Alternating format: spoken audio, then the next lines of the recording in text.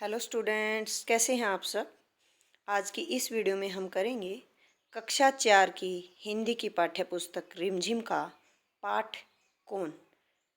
तो एक रिवीजन की वीडियो पहले प्रश्न उत्तर की हम बना चुके हैं।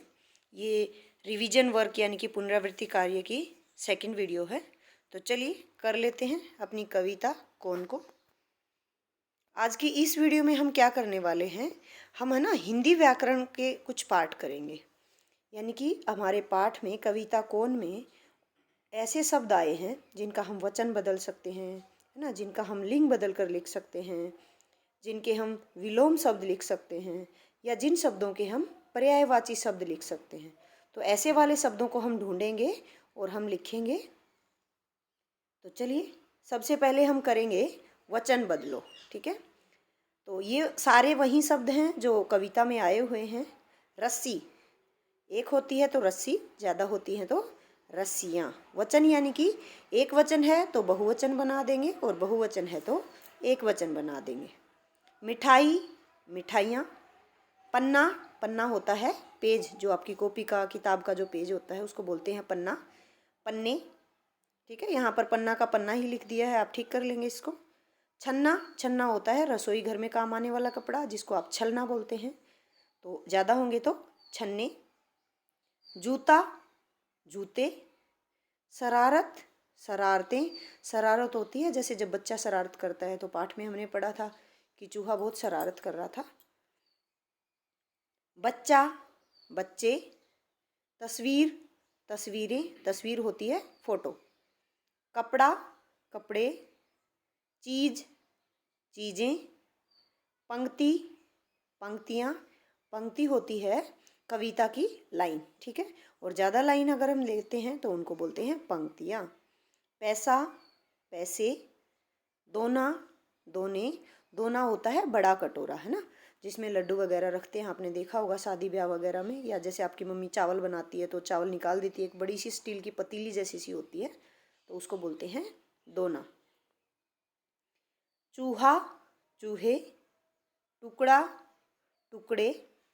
ये ऐसे शब्द थे जिनके हम वचन बदल सकते हैं। अब हम देखते हैं लिंग। लिंग यानी कि स्त्रीलिंग है तो हम पुल्लिंग लिख देंगे और पुल्लिंग है तो स्त्रीलिंग लिख देंगे। तो एक ऐसा शब्द आया है चूहा, जिसका हम लिंग बदल सकते हैं चूहिया। इसके अलावा चूहा में आपको चूहिया में मात्रा की बहुत ध्यान देना है। चूहा में आती है चूहा, ठीक है, और चूहिया होती है चूहिया। ठीक है, तो मात्रा का बहुत ध्यान रखना है बच्चों ने। इसके अलावा कोई ऐसा शब्द नहीं है जिसका हम लिंग बदलेंगे। अब कर लेते हैं विलोम शब्द। रात, दिन। हमारे, हमारे यानी कि कोई भी चीज़ होती है, जैसे हमारा हम बोलते हैं, तो हमारे अगर है तो उसका बनेगा तुम्हारे या फिर आपके। ठीक है। गया, आया। गया यानी कि कोई व्यक्ति चला गया, आया। बिखेरना, आपने कविता में पढ़ा था कि चूहे ने अनाज बिखेर दिया था। तो एक होता है बिखेरना, एक होता है समेटना, यानी कि उसको इकट्ठा कर लेना। तुम्हें, हमें। तुम्हारा, देखो अगर हमारे आता है या तुम्हारे आता है तो आप ऐसे ही एक ही मात्रा में लिखे लगाएंगे, और अगर तुम्हारा आता है, आ की साउंड आ रही है बाद में, तो यहाँ पर आप हमारे की बजाय हमारा या मेरा कर देंगे। ठीक है, इसमें आपको ध्यान रखना है। आगे है इधर, उधर।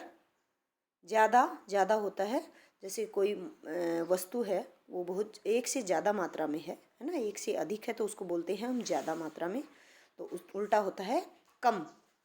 आना, जाना। आना यानी कि किसी का आना, जैसे कोई घर पे आता है तो वो जाना। नहीं, हाँ। उठना, बैठना। खाली, भरा। खाली यानी कि जैसे कोई मटका है पानी से खाली है वो, फिर हम उसको क्या कर देते हैं, भर देते हैं, तो खाली, भरा या भरना। खाली करना तो फिर आप भरना लिख देंगे, अगर खाली है तो भरा लिखेंगे आप। ऊपर, नीचे। नया, पुराना। अब हम कर लेते हैं पर्यायवाची शब्द।